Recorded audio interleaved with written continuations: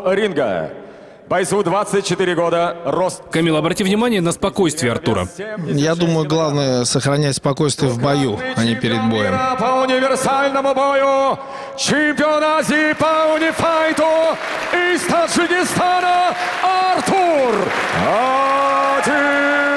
А ты много знаешь бойцов из Таджикистана? Честно говоря, немного. Видимо, на нашей российской арене их не так часто можно увидеть. Может быть, ехать далеко, а может быть, уровень просто не соответствующий. Редкая ласточка. Ну и напротив, обрати внимание, заряженный на борьбу, прыгает словно мячик Венер Галиев. Но в том, что он сохранит спокойствие в бою, у меня как раз таки сомнений нет. И Европы по универсальному бою из Уфы, Россия, Венер Галиев. Он, знаете, Венера за 15-20 лет пребывания на ринге очень много собрал титулов. Их, если сейчас начнут перечислять, то просто программы нашей не хватит. Самые основные, видимо, были выбраны. А рефери боя Валентин Тарасов. Тоже человек из единоборств, мастер спорта по рукопашному бою. Обрати внимание на разницу в росте. Наверное, это как-то будет сказываться на ход поединка. Я думаю, это будет сказываться немножко на тактике проведения поединка. То есть Венеру, наверное, есть смысл поискать счастье в борьбе. Ни много ни мало 8 сантиметров. Да, тем более Артур все-таки представитель тэквондо. Ну вот видите, видим. он подтверждает это. Надо счастье попытать Венеру в борьбе скорее. А Артуру, наверное, в размене ударами все-таки. В дистанции. Невероятно подвижен для 35-летнего человека. Венера, обрати внимание, он, по-моему, даже на пятки не Ну и становится. Артур очень подвижен, согласитесь. Все, есть бросок, видите?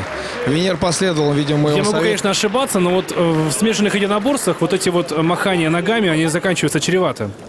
Для кого как. Иногда они заканчиваются для соперника. Но вот в данном случае мы видим, как Венер занимает позицию сверху. Что он пытается...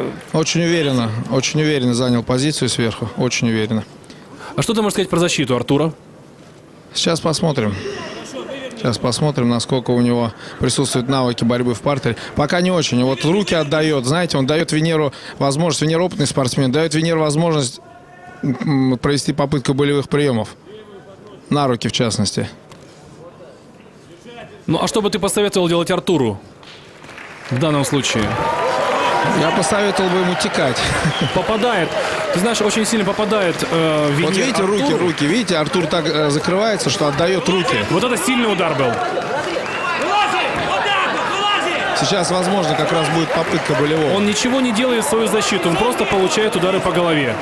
Для Венера, по-моему, это очень легкая мишень. Обрати внимание, как он его простреливает просто. Ну, знаете, просто и позиция соответствующая у Венера. Очень невыгодная позиция для Адилбекова. Очень невыгодная. Вот, смотрите, он видите, делает? он просто руки отдает свои.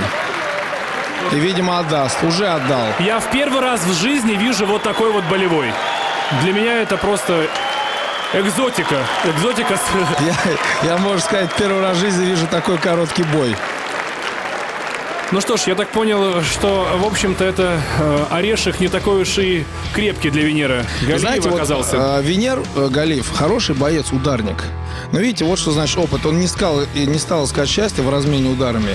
Быстро перевел дело в борьбу, потом в партер, и в партере сделал свое дело. Ну, это, конечно, очень интересно.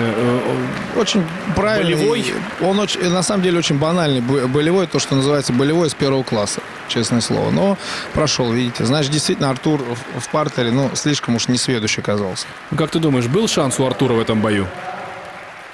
Ну, был шанс, конечно, в дистанции, если бы его удары ногами нашли свою цель. Возможно. Ну и то. Венер тоже ногами работает и руками очень успешно. Просто не посчитал нужным. Видите, тактика. За титул чемпиона Евразии Венер Галиев. Вы знаете, вне